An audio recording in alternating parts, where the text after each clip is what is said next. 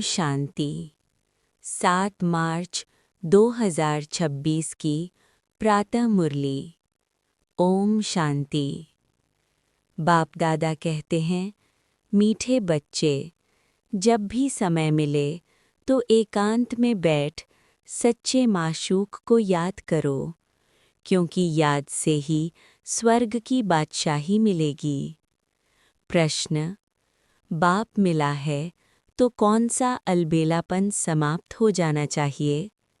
उत्तर: कई बच्चे अलबेले हो कहते हैं हम तो बाबा के हैं ही, याद की मेहनत नहीं करते, घड़ी घड़ी याद भूल जाती है। यही है अलबेलापन। बाबा कहते, बच्चे अगर याद में रहो तो अंदर स्थायी खुशी रहेगी, किसी भी प्रकार का घुटका नहीं आएगा। जैसे बंधेलियां याद में तड़पती हैं, दिन रात याद करती हैं, ऐसे तुम्हें भी निरंतर याद रहनी चाहिए। गीत: तकदीर जगाकर आई हूँ। ओम शांति। बाप ने बच्चों को समझाया है, तुम भी कहते हो ओम शांति, बाप भी कहते हैं ओम शांति, अर्थात तुम आत्माएं शांत स्वरूप हो। बाप भी शांत स्वरूप है। आत्मा का स्वधर्म शांत है, परमात्मा का भी स्वधर्म शांत है। तुम भी शांति धाम में रहने वाले हो। बाप भी कहते हैं, मैं भी वहाँ का रहने वाला हूँ। तुम बच्चे पुनर्जन्म में आते हो, मैं नहीं आता। मैं इस रथ में प्रवेश करता हूँ, ये मेरा रथ है। शंकर से अगर पूछेंगे, पूछ तो नहीं सकते, परंतु समझो सूक्ष्म वतन में जाकर कोई पूछे तो कहेंगे ये सूक्ष्म शरीर हमारा है। शिव बाबा कहते हैं, ये हमारा शरीर नहीं है, ये हमने उधार लिया है, क्योंकि मुझे भी कर्मेंद्रियों का आधार चाहिए। पहली मुख्य बात समझानी है कि पतित पावन ज्ञान का सागर श्री कृष्ण नहीं है। श्री कृष्ण सर्व आत्माओं को पतित से पावन नहीं बनाते हैं, वो तो आकर पावन दुनिया में राज्य करते हैं।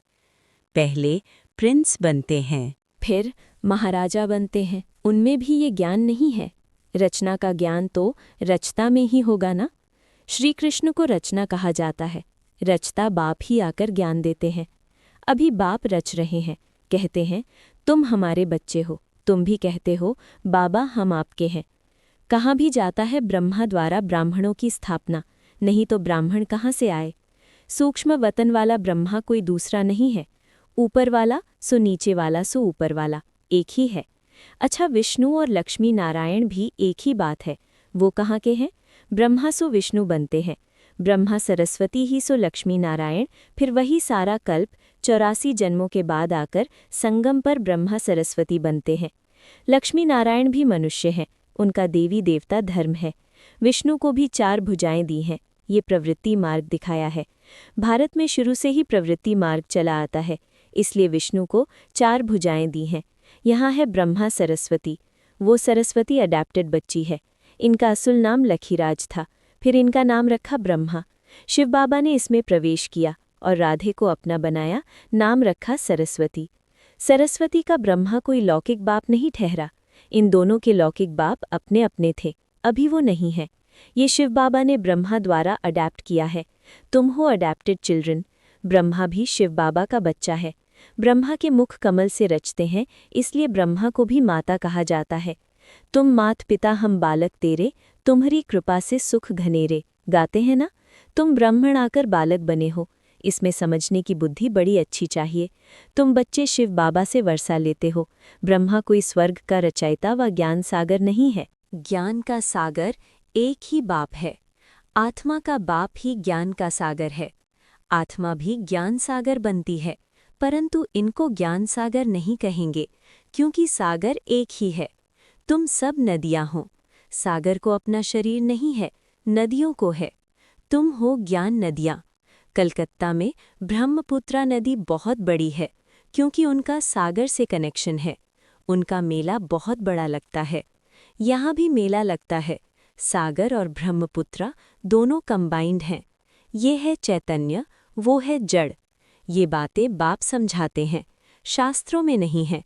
शास्त्र है भक्ति मार्ग की डिपार्टमेंट, ये है ज्ञान मार्ग, वो है भक्ति मार्ग। आधा कल्प भक्ति मार्ग की डिपार्टमेंट चली है, उसमें ज्ञान सागर है नहीं। परमपिता परमात्मा ज्ञान का सागर बाप संगम पर आकर ज्ञान स्नान से सबकी सद्गति करते हैं। तुम जानते हो कि हम बेहद के बाप से स्वर्ग के सुखों की तकदीर बना रहे हैं। बरोबर हम सतयुग त्रेता में पूज्य देवी देवता थे, अभी हम पुजारी मनुष्य हैं। फिर मनुष्य से तुम देवता बनते हो, ब्राह्मण सो देवता धर्म में आए, फिर क्षत्रिय वैश्य शूद्र बने। 84 जन्म लेते लेते नीचे उतरना पड़ा है, ये भी तुमको बाप ने बताया है। तुम अपने जन्मों को नहीं जानते थे। 84 जन्म भी तुम ही लेते हो, जो पहले पहले आते हैं वही पूरे 84 जन्म लेते हैं। योग से ही खाद निकलती है, योग में ही मेहनत है। भल कई बच्चे ज्ञान में तीखे हैं परंतु योग में कच्चे हैं। बांधेलियाँ योग में छुटेलियों से भी अच्छी हैं, वो तो शिव बाबा से मिलने के लिए रात दिन तड़पती हैं। तुम मिले हो, तुमको कहा जाता है याद करो, तो तुम घड़ी घड़ी भूल जाते हो। तुमको तूफान बहुत आते हैं, वो याद में तड़पती हैं, तुम तड़पते नहीं हो। उन्हों का घर बैठे भी ऊंच पद हो जाता है। तुम बच्चे जानते हो, बाबा की याद में रहने से हमको स्वर्ग की बादशाही मिलेगी। जैसे बच्चा गर्भ से निकलने के लिए तड़पता है, वैसे बांधेलियाँ तड़पते तड़पते पुकारती हैं, शिव बाबा इस बंधन से निकालो। दिन रात याद करती हैं। तुमको बाप मिला है तो तुम अलबेले बन पड़े हो। हम बाबा के बच्चे हैं, हम ये शरीर छोड़ जाएं, प्रिंस बनेंगे। ये अंदर स्थायी खुशी रहनी चाहिए, परंतु माया याद रखने नहीं देती। याद से खुशी में बहुत रहेंगे, याद नहीं करेंगे तो घुटका खाते रहेंगे। आधा कल्प तुमने रावण राज्य में दुख देखा है, अकाले मृत्यु होता आया है। दुख तो है ही है, भल कितना भी साहूकार हो, दुख तो होता है, अकाले मृत्यु हो जाती है। सतयुग में ऐसे अकाले नहीं मरते, कभी बीमार नहीं होंगे, समय पर बैठे बैठे आपे ही एक शरीर छोड़ दूसरा ले लेते हैं। उसका नाम ही है सुखधाम। मनुष्य तो स्वर्ग की बातों को कल्पना समझते हैं, कहेंगे स्वर्ग कहाँ से आया। तुम जानते हो हम तो स्वर्ग में रहने वाले हैं, फिर 84 जन्म लेते हैं। ये सारा खेल भारत पर ही बना हुआ है। तुम जानते हो हम 21 जन्म पावन देवता थे, फिर हम क्षत्रिय वैश्य शूद्र बने, अब फिर ब्राह्मण बने हैं। ये स्वदर्शन चक्र बहुत सहज है, ये शिव बाबा बेट समझाते हैं। तुम जानते हो शिव बाबा ब्रह्मा के रथ में आया है, जो ब्रह्मा है वही सतयुग आदि में श्री कृष्ण था। 84 जन्म ले पतित बने हैं, फिर इनमें बाप ने प्रवेश कर अडैप्ट किया है।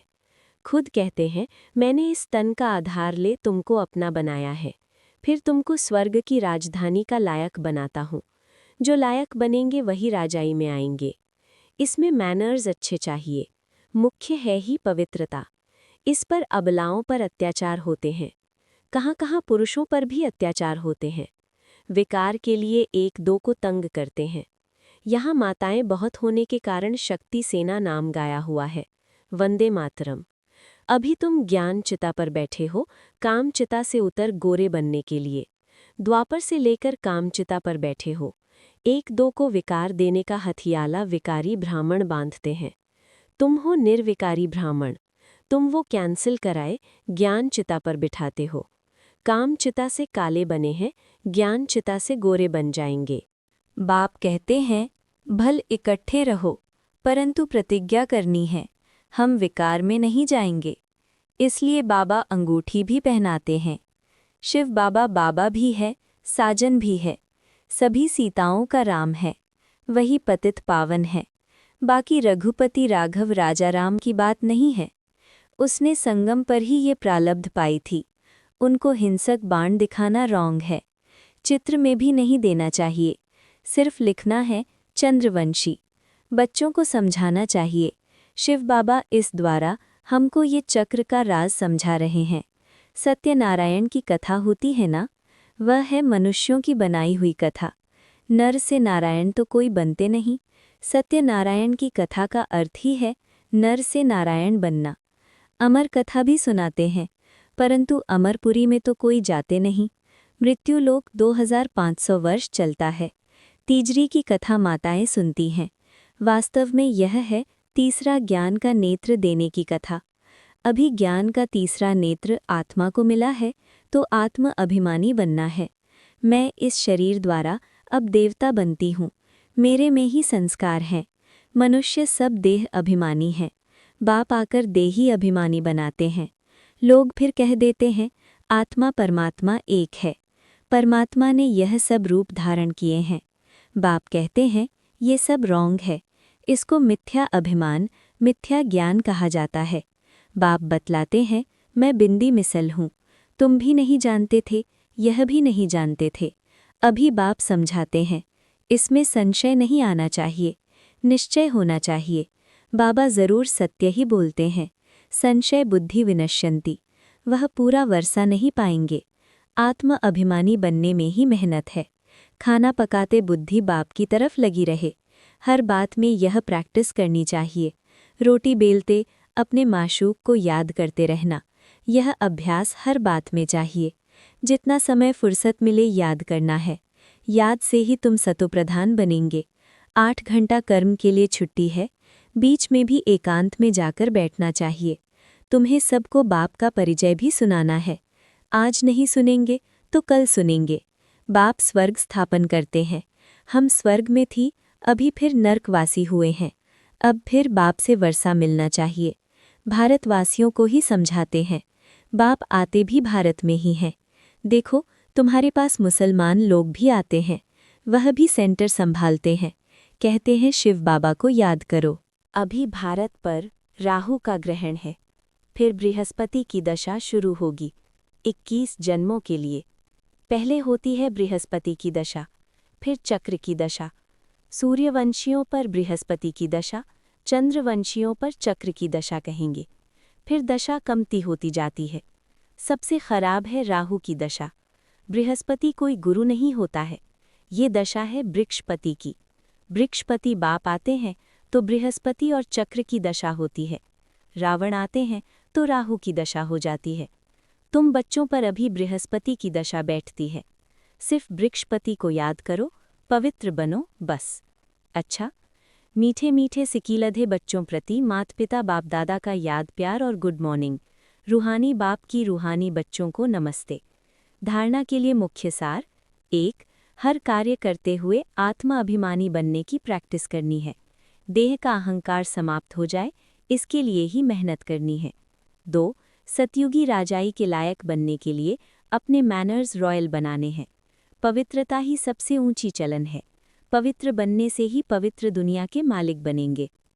वरदान करण करावनहार की स्मृति द्वारा सहज योग का अनुभव करने वाले सफलता मूर्त भव। कोई भी कार्य करते यही स्मृति रहे कि इस कार्य के निमित्त बनाने वाला बैकबोन कौन है। बिना बैकबोन के कोई भी कर्म में सफलता नहीं मिल सकती। इसलिए कोई भी कार्य करते सिर्फ ये सोचो मैं निमित्त हूँ, कराने वाला स्वयं सर्वसमर्थ बाप है। ये स्मृति में रख कर्म करो तो सहज योग की अनुभूति होती रहेगी। फिर ये सहज योग वहाँ सहज राज्य कराएगा। यहाँ के संस्कार वहाँ ले जाएंगे। स्लोगन इच्छाएं परछाई के समान है। आप पीठ कर दो तो पीछे पीछे आएंगी। ये अव्यक्त इशारे। महान बनने के लिए मधुरता और नम्रता का गुण धारण करो। मधुरता ऐसी विशेष धारणा है जो कड़वी धरनी को भी मधुर बना देती है। आप सभी को बदलने का आधार बाप के 2 मधुर बोल हैं। मीठे बच्चे, तुम मीठी शुद्ध आत्मा हो। इन 2 मधुर बोल ने ही बदल दिया। मीठी दृष्टि ने बदल दिया। ऐसे ही मधुरता द्वारा औरों को भी मधुर बनाओ। ये मुख मीठा करो। सदा इस मधुरता की सौगात को साथ रखो। इसी से सदा मीठा रहेंगे और मीठा बनाएंगे। ओम शांति।